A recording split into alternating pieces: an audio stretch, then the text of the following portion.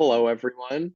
We have Dr. Marijin Lijffijt here with us today, and he is a translational medicine expert for the central nervous system. He has a PhD in neuropsychopharmacology, and he's done research across a broad range of domains, and he's currently working as a biotech and pharma consultant. First off, I'd love to hear your story, Ryan. Yeah, absolutely. Thanks again, Robert, for inviting me. I really appreciate it. It's just a lot of fun to talk about biomarkers and pharma and biotech. Yeah, a little bit about my background. I'm a PhD in neuropsychopharmacology. I got that in 2004 in the Netherlands. And neuropsychopharmacology basically is about studying the relationship between brain and behavior, which is very broad. The way that I've always done it is, first of all, in human mental illnesses. And secondly, I have used several tools for that, including EEG, where you can measure brain activity from neural cells, from brain cells. But I've also used medication to change brain states in some people and then measure EEG as well as their behavior, including on cognitive tasks that can capture attention, response inhibition, which are thought to relate to very basic mechanisms of human behavior. I've always been in the academic world until a year ago. I wanted to be closer to really the development of interventions. I had a lot of fun in academia. I worked with some brilliant people and with a lot of different illnesses in people. But I had the impression that I wasn't contributing enough and contributing fast enough basically to developments. Therefore, I was looking at the industry, and I was fortunate enough to be hired by a company in the pharma field, which was Sama Therapeutics, and there was a great experience. Unfortunately, they had a reorganization 4 months ago, whereby 40% of the staff was laid off. Luckily, I was picked up by Sama Therapeutics, and both at Sama Therapeutics and Sama Therapeutics, I basically still do the same thing that I did before. I work with EEG and other tools whereby we look at biomarkers of different biological trajectories and associations with an illness. So what I mean by that is that an illness, for example, depression, can have different biological causes. And with EEG, ECG, wearables from the cell phone, fMRI, TMS, we try to extract proxies or biomarkers or characteristics that are related to the different biological mechanisms that basically underlie the different illnesses. So when you are able to do that, you can distinguish between different biotypes. And I think if you look at mental illness, it's very good actually also to look back at some other fields, including oncology, where there has been a huge success in defining biomarkers, using biomarkers to define different biotypes, and by extension, using those biotypes to start guiding treatment. And that is basically what I've always been interested in and what I've been doing in my academic career, as well as Sage and Sama, to see, okay, how can we extract those biomarkers? How can we measure those biomarkers? First of all, to show that the medication targets the right molecules, as well as that it targets the right mechanisms underlying an illness, and are those mechanisms specific to one biotype of an illness or perhaps cross illnesses. So it's a huge collection of information basically, but that's basically my trip across the years and where I am right Wow, it seems like it's been such an interesting journey so far, and really exciting to get to see things, both from the academic side as well as from the biotech startup side. Something that really stood out to me is, especially nowadays, we're collecting so much data about ourselves through these things like wearables, EEGs, and everything, and then the machine learning and AI is developing at such a rapid pace. It seems like it's just the perfect time to be mining for these biomarkers and just learning more about the body, learning more about the brain, and trying to develop the best therapeutics that we can. And after hearing all of the interesting points of your story, I've got lots of follow-up questions. And the first one that I wanted to start with is, how did you transition out of academia and into the biotech startup world? Was it something that kind of just happened naturally, or was it something that you had started planning a little bit in advance? And what are some of the differences that really stood out to you when you first made that transition?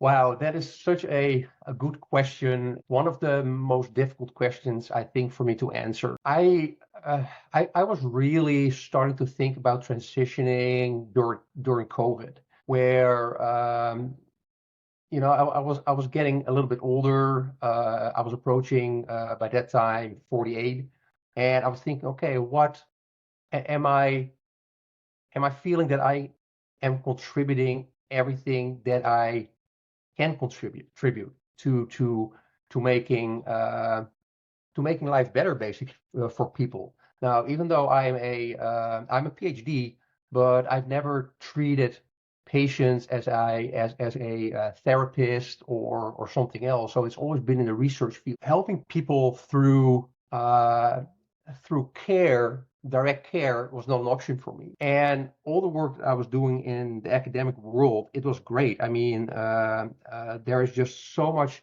knowledge that's being gathered, but it's very difficult to make basically one punch and go for the development of a novel treatment. In particular, with my background, neuropsychopharmacology, the intervention is very often medication-wise. So those two things, not seeing any patients, and at the same time looking to make to develop an intervention or trying to help develop an intervention, I really wanted to be more on the help intervention side, and I was not getting that enough, basically. And when I say not getting it enough, I think I was not searching for it perhaps enough within my position that I had in academia.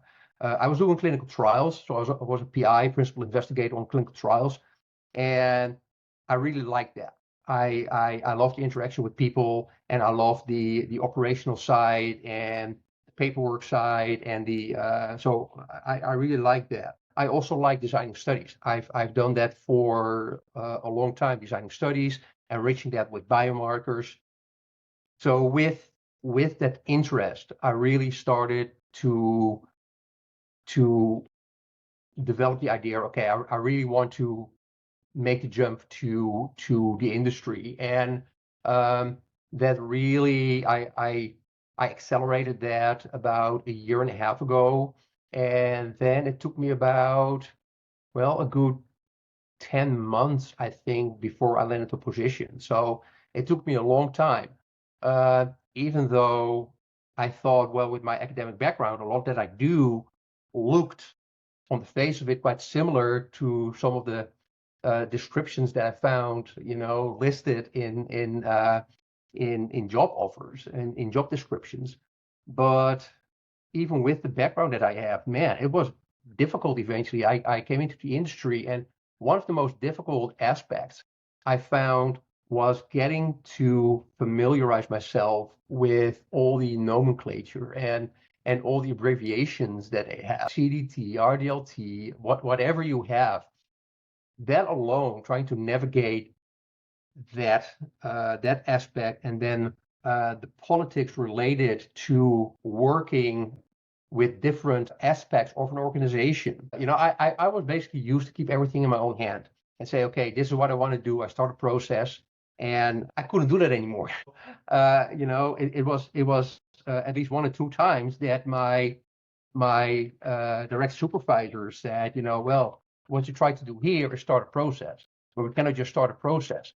You need to take a step back and approach that differently. So, okay, so I cannot start a process or procedure. So how do I then phrase it, and how does it fit really into the whole politics of an organization? And I don't mind politics. I was used to academic politics as well. I mean, I think you have a certain level of politics in any organization, and it can actually be a lot of fun to try to navigate that.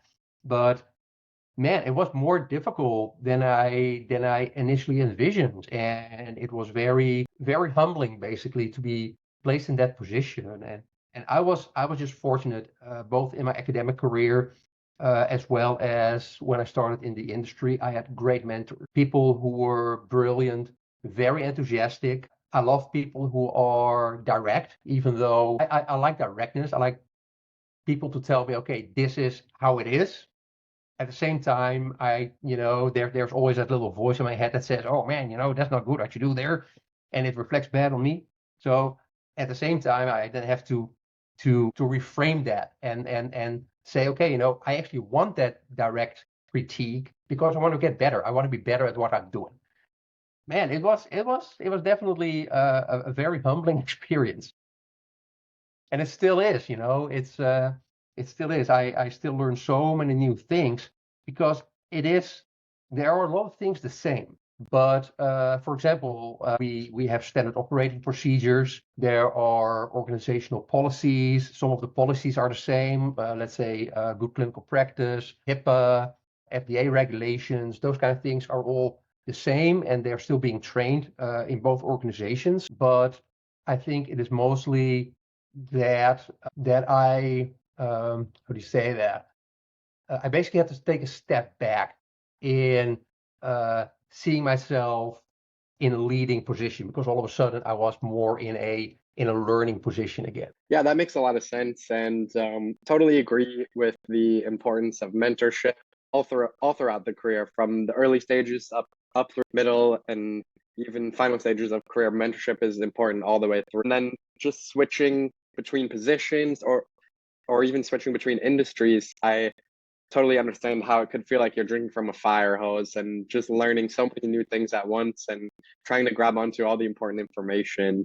So let's dive a little bit more into your work with Sama Therapeutics. So you mentioned that they're working on deriving biomarkers from things like EEG data and wearables. I was wondering if you could just share a little bit more detail about the technical side of that to the extent that you're allowed to. And I guess maybe a few questions to start us off could be, are there any specific either diseases or treatments that you're looking at biomarkers for? And then also, just from a high level, what is the process that you need to go about when deriving these? Yes. Let's see where I can start the best. So Sama Therapeutics, I was onboarded as a consultant in September last year. The great thing is it's a startup. It's a very small organization. They work with a lot of consultants, but people are very enthusiastic, and the CEO is very energetic, and that rubs off. So whenever he's enthusiastic, it's just great to see him, and it's great to hear his vision about the company. And one of the aspects that we can begin to do. So like I said, I worked for a very long time with biomarkers, and for a very long time, I was trying to define biotypes. And I've done it with EEG by looking at the difference between people with an illness and without an illness, so-called control group, or difference between two types of different illnesses, let's say anxiety and depression. And then you can also look at at the flip side, so you have the biotypes of an illness itself, but then you have also biotypes related to a treatment response, because not everyone who has an illness responds the same to just any treatments. Now, I've worked a lot in the last 10 years in my academic career, but also at Sage and now at Sama again, with modulators that act on cortical inhibition and excitation. You must think about NMDA receptor modulators, antagonists like ketamine. And at Sage, we work with GABA modulators, GABA receptor positive allosteric modulators, to have been approved for postpartum depression in the last couple of years. And in Sama, again, I'm working more, one aspect at least, on a ketamine side. The reason why ketamine has gained traction over the last 10, 15 years is because regular medications like SSRIs that a lot of people with depression and anxiety get are just not cutting it.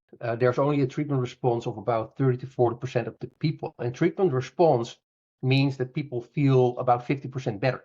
I mean, they don't feel like they are totally healed and totally better. You know, first of all, the medications don't heal anyway. If you really go deeper, then you have remission, and that's even fewer people that meet that. So what happens in practice is that there is a trial and error aspect. People come into a clinic either with a history of depression or with new onset depression or anxiety or PTSD or whatever you have. And there is a list of medications, and that's partly determined by consensus from experts in the field, as well as consensus with the insurance company that says, okay, we are going to try an SSRI. And not all SSRIs it stands for serotonin, selective serotonin reuptake inhibitor. But not all SSRIs are the same molecule. So they tend to have slightly different effects on different types of molecules, even though the main focus is serotonin. Now, the trial and error, and I went through it myself about 18 or 20 years ago. Started off with a medication, and I was sick, and it didn't help at all. I was just sick. I was literally green in the face, and that happens to a lot of people. So one medication is being given, it doesn't work. You step to another SSRI that doesn't work, or work a little bit. If it works a little bit, you increase the dose, or you add a different types of SSRI to it, or a different medication. So eventually there's a lot of trial and error. A lot of people experience some improvement if they do after some of the acute side effects disappear. And it can take about 4 to 8 weeks before people really feel starting a little bit better. It would be great if we actually had some biomarkers that can determine beforehand what treatment people could have, and what the chances are that the treatment can actually work. So what we do at Sama is actually several things. We are trying to develop product that can that uses artificial intelligence and machine learning to analyze features in EEG data that can be collected when people come into a clinic, but also ECG data, so heart rate data. And we can also think about some other types of data that we will include, whereby the features are being extracted. And you need to think about 200 features from just EEG that's collected for a certain period of time, and ECG. The machine learning and artificial intelligence algorithms start trying to cluster the information in such a way that you can build a biomarker model. Now, first of all, you do it on a global, on a broader population. But eventually, if you have more than enough data in there, you can start looking at individual people and start predicting, okay, this is a certain biotype that we found before, and we showed that that biotype reacts relatively well for this particular SSRI or for ketamine. So, or there's another side, this this particular profile shows that people respond relatively badly to this particular medication, like another SSRI.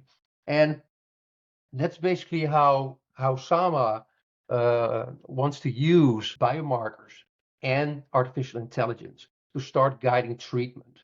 Now, beside that aspect, there's also an arm of Sama that is really looking more at the clinical trials. How can we use, there are a lot of data that is collected in clinical trials, primarily clinical data like symptoms, but in early studies, there's also a lot of collection of EEG data, just to show that a medication is actually getting into the brain and that medication is engaged with a particular molecule. For example, ketamine, an NMDA receptor antagonist, can acutely increase a certain portion of the EEG, the gamma band.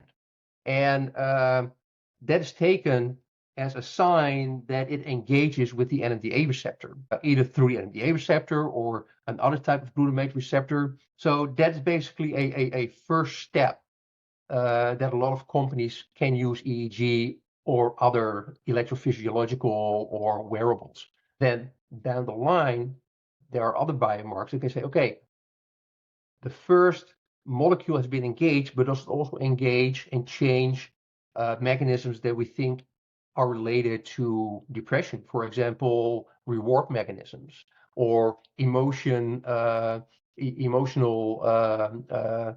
regulation mechanisms like the amygdala with the frontal lobe. So that's basically how you can start using what the industry often does with those biomarkers. And what Sama wants to do is take all those biomarkers and again extract the 200, 300, 400 different features and then start clustering what biomarkers best predict differences between medications, between doses, as well as between a test medication compared to a placebo.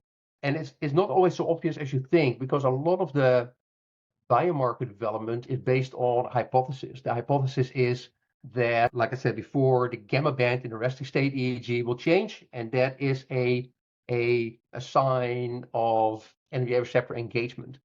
And then we expect that an emotional control mechanism will change. But what if the medication actually works, but not in those mechanisms? Then you basically miss a whole thing, even though the medication may still well work. So what Sama is doing, also in the clinic, but also for clinical trials, is we take an agnostic approach.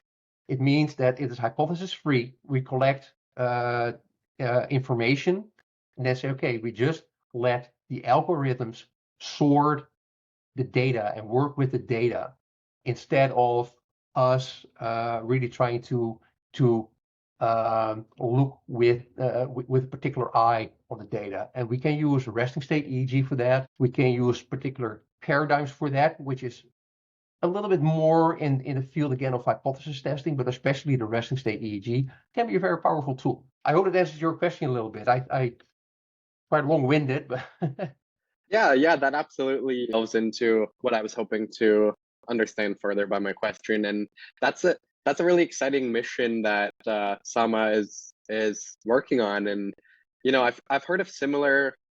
I've heard of companies trying to do similar things via genetics, and something that really stood out to me when you were talking about Sama is that it's a lot more.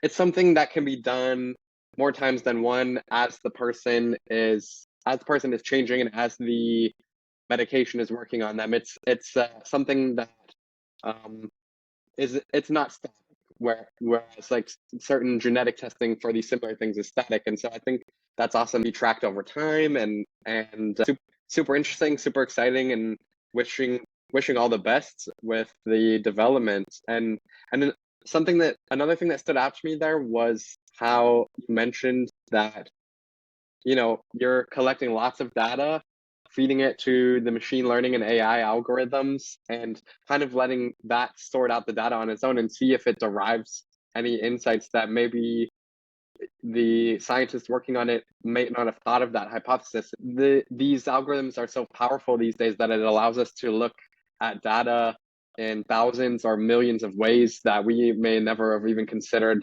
looking at it before. And so that's that's awesome that you guys are working on that.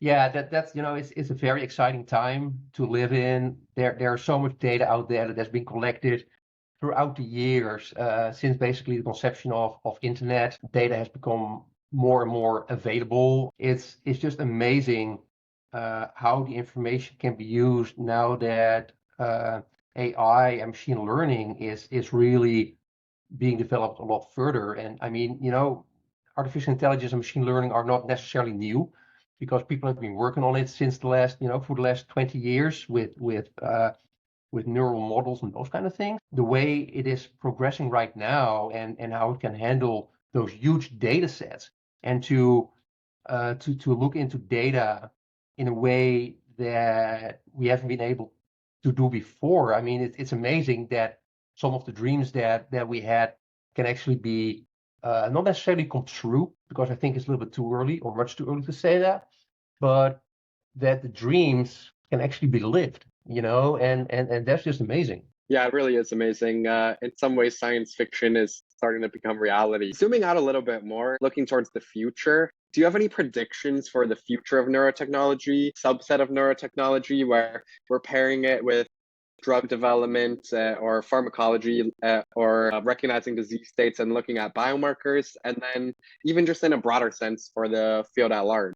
Wow, that's a very difficult question. I'm not sure where I read it, but I believe most predictions about the future don't come true. It's what I think, if we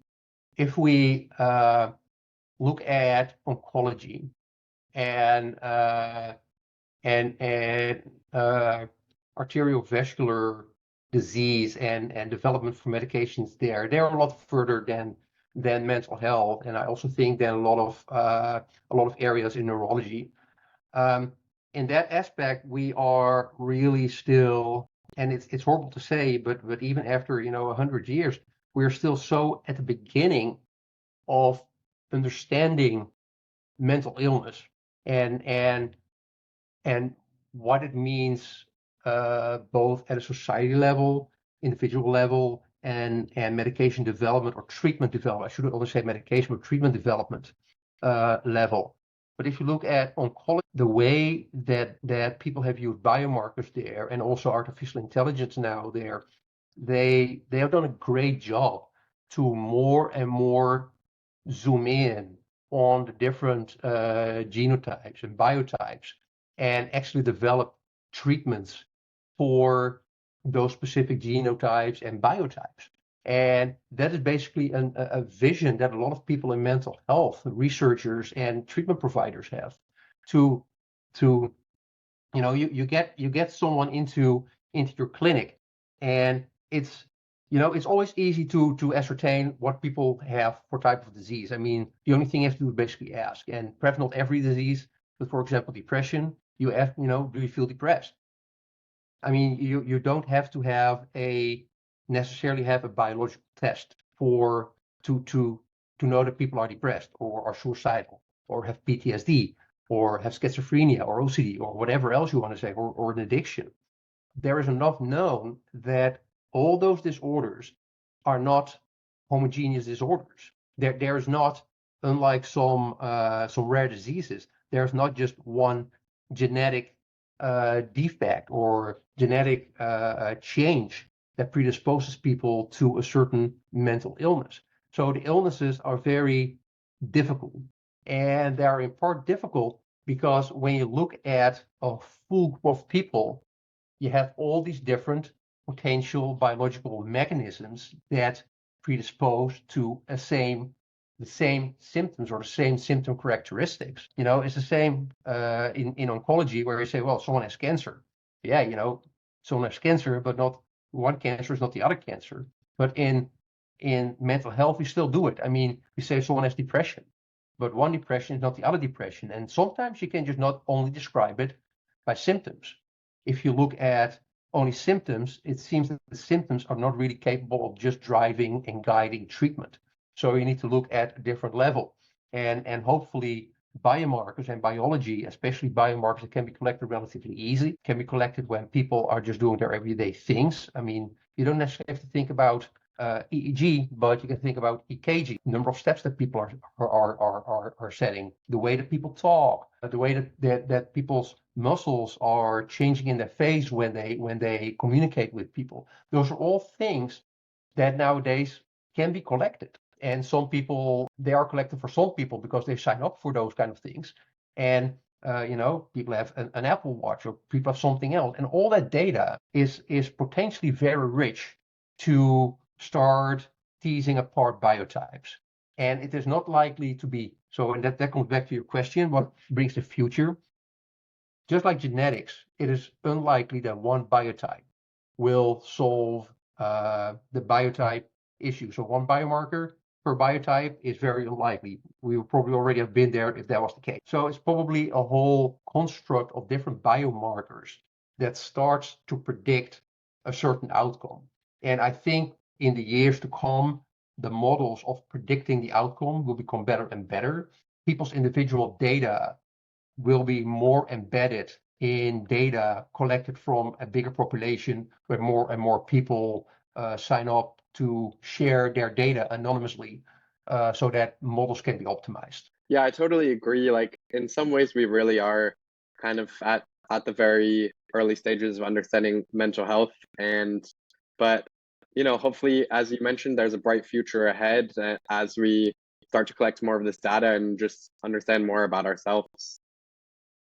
Yeah, absolutely. It's just amazing how that some of the brightest people are working in the field of understanding mental health, treating people, breaking down stigma. I mean, there are so many patients or people living with an illness who are saying, okay, this is part of me, and I'm actively searching for a new intervention, a new treatment, and people are working very hard. And any new technique can help to basically make that step in the right direction. So I think the most important thing is that, and I go back again to depression, which you also have with anxiety and some other disorders. The purpose is not for people to be all happy all the time, because people are not happy all the time. But the purpose of a treatment is that people can live their lives the way they want to, with their ups and downs, but ups and downs don't go either too deep or too high, like you have with mania, and too deep with depression, or and people are able to cope with it, and their illness is not guiding their life anymore. And I think that is really something that treatments are trying to achieve. And if we can get to the right treatment quicker by having the right biomarkers and defining the right biotypes, and working on developing treatments specific for a biotype, for example, by including a particular biotype in clinical trials, so-called stratification, that is basically a way forward. And I think that will be more and more what will be done in the next 10 years, I think. Absolutely, and it sounds like a great path forward, and wishing best of luck to you and the rest of the team at Sama on working on that. Once again, we really appreciate having you on, and I feel like we've learned a ton from you today. And before signing off, I wanted to ask, can our listeners contact you after the episode for further discussion? And if so, how could they reach out to you? And what kind of things should they reach out to you about? Yes, no, they can absolutely do that. They can reach out to me through LinkedIn. I think what you can do is just put my LinkedIn account there, and they can message me and connect with me. That is the easiest way to do. They can actually reach out for two different things. I love just to chat about anything, so I'm always open for a virtual coffee. Also, and I'm not sure if that's appropriate, but we are looking for angel investors for Sama, meaning people who want to invest $5,000 to $10,000 for a company that has products that's already selling products to clients, and that is about to go into the seeding rounds in the coming months. So they can also reach out about that, and they can people can get a pitch deck, and people can connect either with me or the CEO of Sama. Well, great. So everyone, if you want to have a virtual coffee with Ryan, or if you're an angel investor looking to expand your portfolio in the biotech, mental health, biomarker space, feel free to reach out to him or the CEO over at Sama. And thanks again for coming on. We really appreciate it, and it's been a super interesting conversation. And wishing you all the best. Hey, thank you, Robert. Hey, thank you very much. Goodbye. Bye.